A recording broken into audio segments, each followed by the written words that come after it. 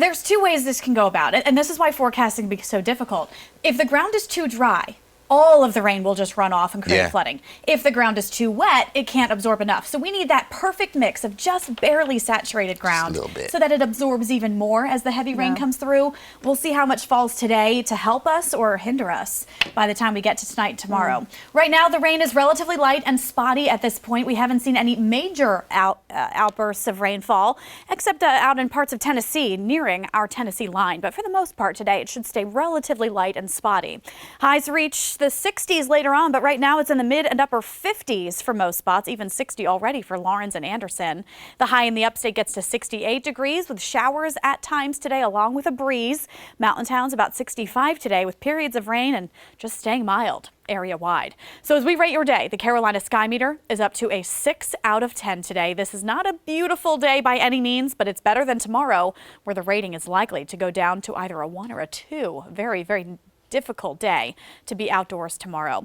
And that comes with the risks of excessive rainfall. We are looking at a moderate risk for excessive rain from the central upstate all the way through our mountain towns.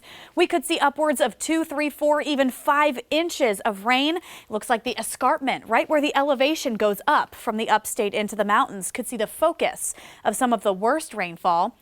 Northern Oconee, Pickens, Greenville counties up to Transylvania County, kind of in this bullseye for some of the worst rain by late tonight and tomorrow. So there is a flash flood watch in effect for all of our mountain towns so far. It also includes Rabun County, Georgia, not yet including any of the upstate, but that's not to say we won't see flood concerns. I expect there to be some fairly widespread flooding issues tomorrow. Futurecast does show pockets of heavy rain on and off today, but it does back off in the late afternoon, looking to show just a sign of a break in some of that wet weather. And that's before the worst of it starts tonight. This is a look at 11 o'clock tonight where major downpours come through. They will come in waves, one after another through the overnight into the early commute tomorrow morning, just slammed with heavy rainfall, possibly some thunderstorms embedded within this.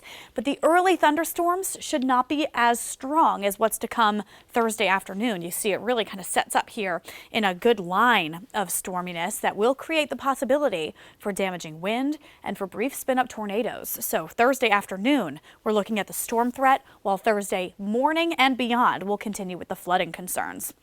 The severe weather risk does grow in strength. The farther south you go, the Midlands, including parts of Newberry and even Greenwood County, in an enhanced risk for strong to severe weather tomorrow, while much of the upstate is in the slight risk.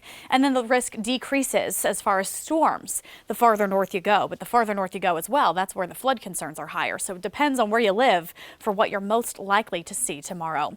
We have bumped the flooding concerns for tomorrow up to a high level. So that is something we just don't do very often. It should give you an idea of how much wet weather we're expecting to see. High winds are at a moderate level for tomorrow, so damage could be seen, especially in areas that have soaking rain. And then the wind, the trees come down a little easier in that setup. And then we're also looking at the brief spin-up tornado potential as well.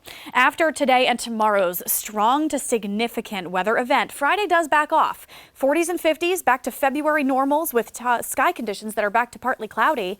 Saturday, with the cold air, there's actually a brief chance at some snow in the mountains and even a brief wintry mix with rain in the upstate before everyone's back to some sunshine by Sunday.